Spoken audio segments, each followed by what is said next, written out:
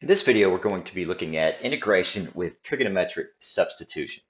Okay, so we have this integral here of the square root of 9 minus x squared divided by x dx. So the substitution I'm going to use for this one is going to be x is equal to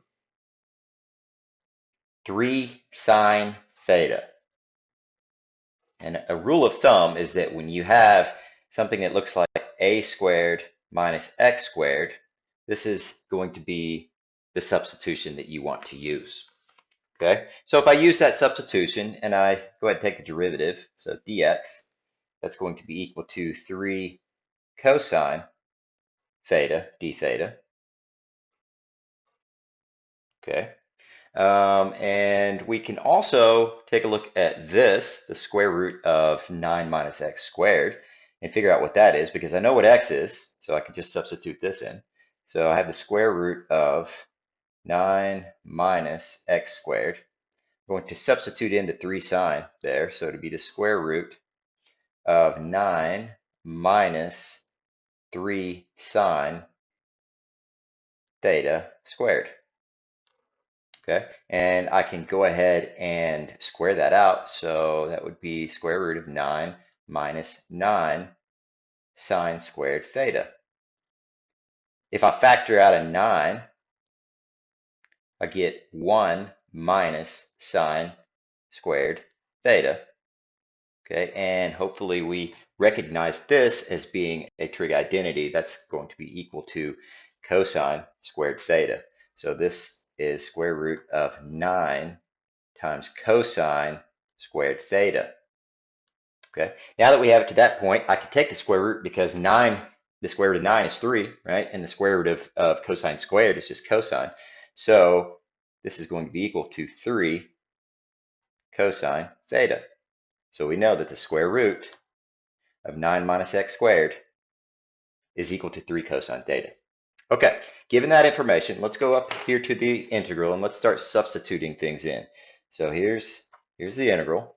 I know that the square root of 9 minus x squared is 3 cosine theta. Okay, I know that x, the bottom here, is 3 sine theta. And I know dx is this, 3 cosine theta d theta.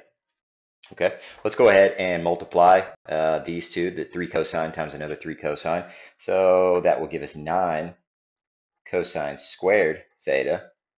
And on bottom, we still have a 3 sine theta, d theta. Okay, we can go ahead and divide the 9 over 3, right? That's 3, and I'll bring it out to the front. So here's the 3 that I got from dividing 9 and 3. And then that gives us cosine squared theta over sine theta. Okay, so what we're going to do now is use the trig identity for cosine squared, the one that we used here, remember? But we're going to go backwards. Okay, so we're going to, instead of writing cosine squared, we're going to write it as 1 minus sine squared. So this becomes 3 on the outside, and then we have 1 minus sine squared theta divided by sine theta d theta. What this allows us to do is split this thing up into two fractions. One will be 1 over sine, and the other one will be minus sine squared over sine.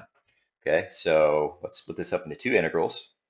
3 times the integral of 1 over sine theta d theta minus sine squared over sine is just sine, so this becomes sine theta d theta.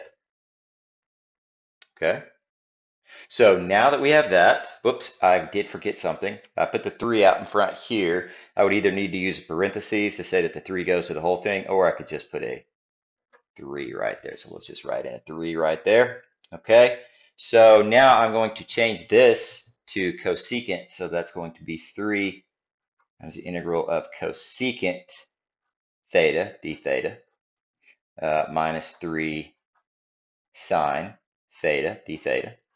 Okay, and now I'm going to take the integral. So we know the integral of cosecant. Cosecant is negative ln of cosecant theta plus cotangent theta. So let's write that down. Here's the 3. Now the integral of this is negative ln of the absolute value of cosecant theta plus cotangent theta.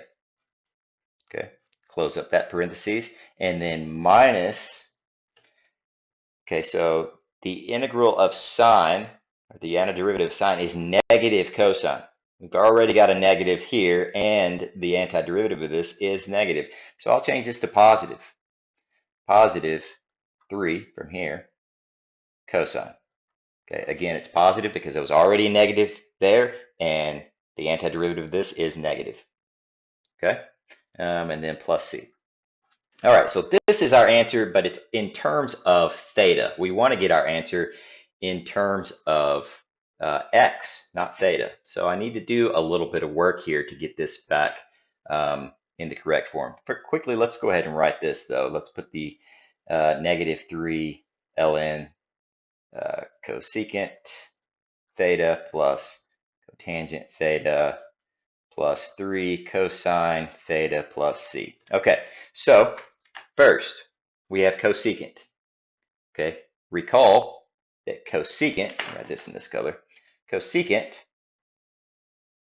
theta is the same thing as 1 over sine theta. Okay, also recall that x is equal to 3 sine theta. Okay, so if I was to divide this, both sides by 3, I'd get x over 3 equals sine theta. And I can put that over a 1 because what I'm going to do is flip both sides of this thing. So instead of x over 3, it'll be 3 over x equals 1 over sine. And we know 1 over sine is the same thing as cosecant, right? So now I know that this cosecant right here can be replaced with 3 over x. Okay? Now let's deal with the cotangent. The cotangent, remember that cotangent theta is equal to cosine theta over sine theta. Okay, so we know that x is equal to 3 sine theta, right? And x over 3 is equal to sine theta. So I can replace the bottom with this, right? Sine is equal to x over 3. So I can replace that on bottom. Okay, so here we go. I'm going to put x over 3 down here. You can't see. X over 3 down here. Okay, now what do I do with the cosine? Well, up here, look at this. We have 3 cosine theta is equal to that. If I was to divide both sides by 3 there, I would get the square root of 9 minus x squared divided by 3 is equal to cosine theta. So I can replace the cosine theta right here with that. So I have square root of 9 minus x squared over 3. Okay, now if you have a fraction over a fraction, you can just flip the bottom one up and multiply. And what's going to happen is that these 3's are going to cancel, and you're going to get square root of 9 minus x squared over x. And that will be cotangent theta. Okay, and then the last thing that we need to look at is this 3 cosine, but we've already got 3 cosine. It's this thing right here.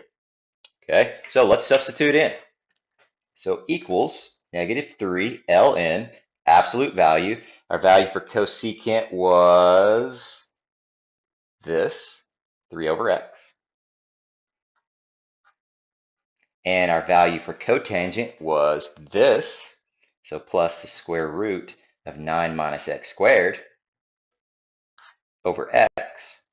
Close that absolute value, so it's done with the ln. And now this 3 cosine is this, square root of 9 minus x squared, so plus 3 square root of, oh, actually I don't need the 3. I don't need the 3 because the 3 was already there. So no 3, pardon the mistake there, no 3, just 9 minus x squared. So we replace 3 cosine theta with this right here. Okay, and then plus c, and that is your answer.